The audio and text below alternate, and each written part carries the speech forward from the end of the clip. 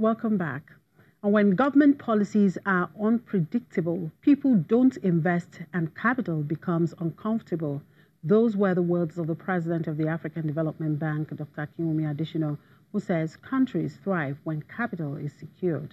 In an interview with Channels Television South Africa Bureau Chief, Betty Dibia, Dr. Adeshina says the AfDB is working with the World Bank and the International Monetary Fund to ensure that the macroeconomic environment in the continent is right.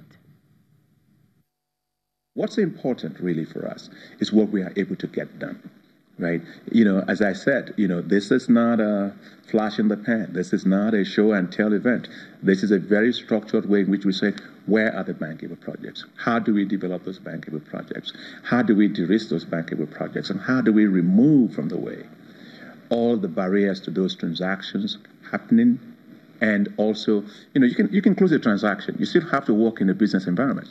So if the government policy is not predictable, right, people will not put their investment there to thrive. So part of the thing we are actually doing here is a new way of investing where all of us globally are working together to say the governments have to do the right thing. You see, capital does not like to be scared. Capital likes to be made comfortable. So the countries that make capital comfortable, without any surprise, capital will stay there. And capital will go there, capital will stay there, and capital will thrive there. Right.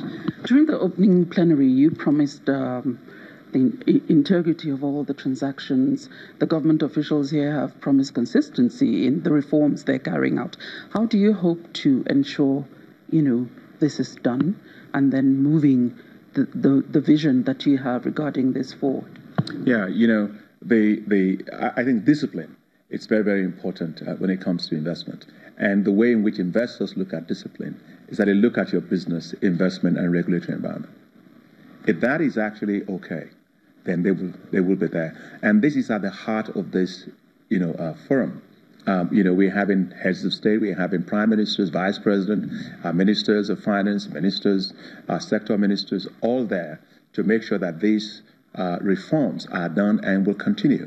For example, we have Compact with Africa. I was in Germany just last week with Chancellor Merkel, German Chancellor, and we were talking about the whole issue of the Compact with Africa, where African countries that are members of that Compact with Africa have committed to 101 reforms, right? But what's very exciting about it is that 98 of all those reforms are on track, which is incredible to think about. And as a result of that, those countries over the last, since 2015, have garnered in foreign direct investment of about $151 billion. And so the African Development Bank is working very closely with the World Bank and also with the International Monetary Fund to make sure that the policy, the macroeconomic environment is right, and also the fiscal space is right, and the investment space is also right for companies. So I'm confident that with us being there, we'll continue to push for that. Transparency is very, very important. Right. And fairness is very important. We bring that as multilateral finance institution to the table. Okay.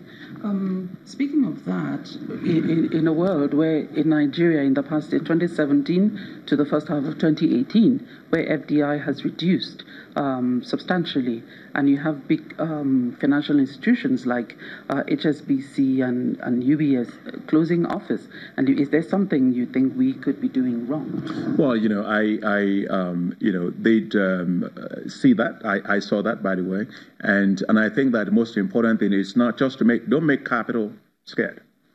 I think I am confident that Nigerian government will have the necessary conversations to preserve capital staying in Nigeria, and not just preserve that, but also attract more. We had the Vice President of Nigeria, Vice President Yemi Osinbajo here, with us here. And in fact, he was talking to us about some of the things that they have with the National Investment Council that they had set up, Industrial Council, I must say, that they have set up to look at some of these issues. And so, and he and I had conversations about exactly what you mentioned, and I'm pretty confident that this will get resolved. Are you scaring capital? Well, what I'm saying is that I'm not saying we are scaring capital. We just have to make capital more comfortable. The digital platform, that was launched today, but it's going to be flagged up 1st of December. Could you just tell us a little bit about it and what you hope to achieve? Yeah, you got investors. We live in a world today that is a digital world, right? So it used to be that you want to make investments, you have to go and see the person, and it takes a lot. So search costs are very high, and transaction costs are also tremendously high. What we've done with this Africa Investment Forum is that we're providing this digital investment platform, where 24/7 there will be projects that are rolled onto the platform that are secured, fully secured, and you cannot participate in it unless you have a non-disclosure agreement. But you will see all of these projects from all around the world in real time. That was Dr. Adeshina, President, Africa Development Bank. And Zimbabwe has invited bids for the state-owned airline as President Emerson Mnangagwa's government pushes ahead with a drive to privatize and end state funding to loss-making firms. Air Zimbabwe, which owns foreign and domestic creditors more than $300 million, was in October placed into administration to try and revive its fortunes. The troubled airline is among dozens of state-owned firms known locally as parastatals that are set to be partially or fully privatized in the next 9 months as the government seeks to cut its fiscal deficit, seen at 11% of GDP this year. Potential investors are expected to make their bids before November 23 after paying a non-refundable deposits of $20,000.